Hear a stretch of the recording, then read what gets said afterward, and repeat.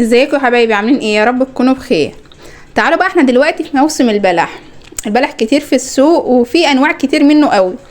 انا النهارده جيت اشتري نوع من الست ادتني النوع ده كده. كلنا عارفين ان ده اسمه رطب عادي، اللي هو ده اللي هو الاسود ده. في كل انواع البلح بنقول عليه رطب. البلح ده بقى الاحمر ده منه انواع كتيره واسامي كتيره قوي. النوع ده انا مش عارفه هو اسمه ايه، بس هي ادتهوني بتقولي ان هو اسمه حيان، يعني مش عارفه، يعني هو شبه الزغلول كده بس اقصر شويه وارخص شويه. انا جايبه كيلو وربع ب50.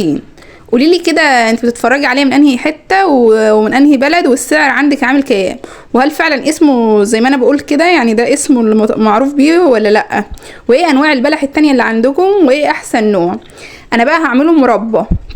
انا قلت اشارككم الاول كده شكله، وتقولوا معايا كده نوعه ايه، وهل هو فعلا بيبقى حلو في المربى ولا لا. وهنزل لكم فيديو تاني اوريكم فيه ازاي بيتعمل مربى وطعمه بيبقى جميل قوي.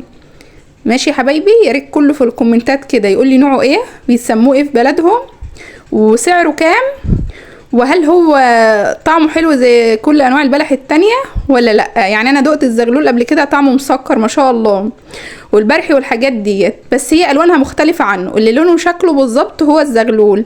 فحد يقول لي كده هو حلو زيه ولا لا، وبيسموه عندكم.